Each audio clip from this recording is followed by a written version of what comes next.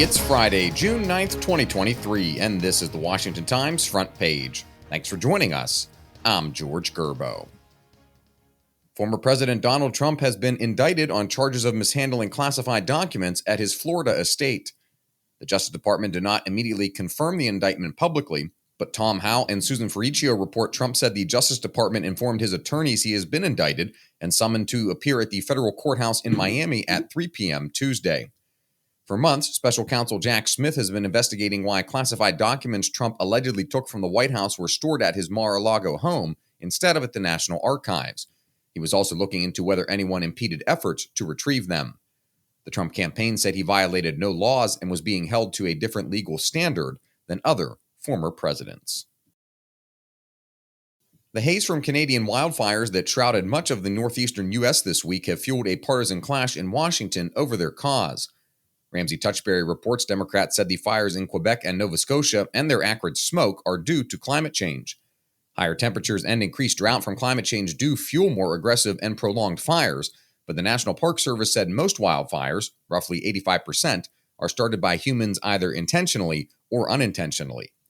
Republicans maintain the primary reason for the rising intensity and frequency of wildfires is Washington's red tape hindering fire prevention on federal lands. The difference this time is that the fires are in Canada, which is on pace for its worst wildfire season on record. Fires have burned nearly 9 million acres, roughly 2.5 million more than Canada's yearly average. The Supreme Court has ordered Alabama to adopt a congressional map that includes 2 majority black districts, saying the current map violates the Voting Rights Act because it unfairly dilutes the power of the state's black residents. In a 5-4 ruling, Alex Sawyer and Stephen Dinan report the court reasoned that black voters' power was illegally diluted when the map split them among several districts and left just one where they were the dominant political force. The court's majority said Alabama's map violates the law under the court's precedents for judging district lines, siding with lower courts. Black residents made up 27.2% of Alabama's population in the 2020 census and represented 25.9% of its voting age population. One district out of 7 in Alabama amounts to 14.3% of political power. 2 districts would equal 28.6%.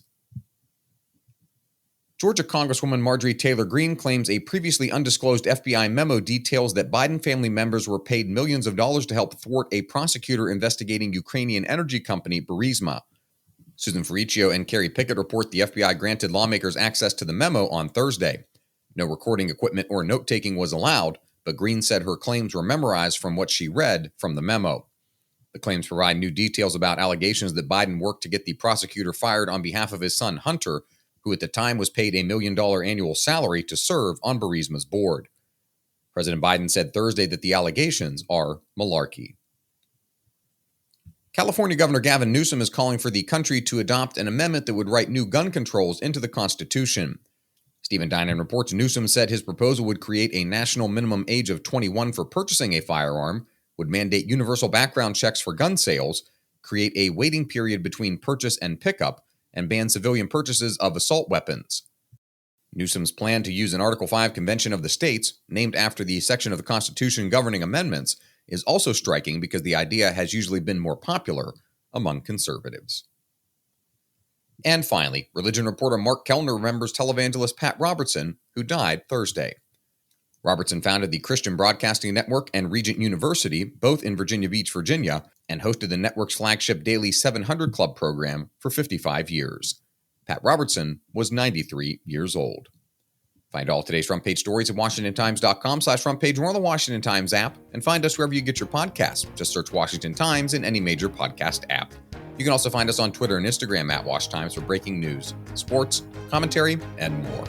For the Washington Times, I'm George Gerbo.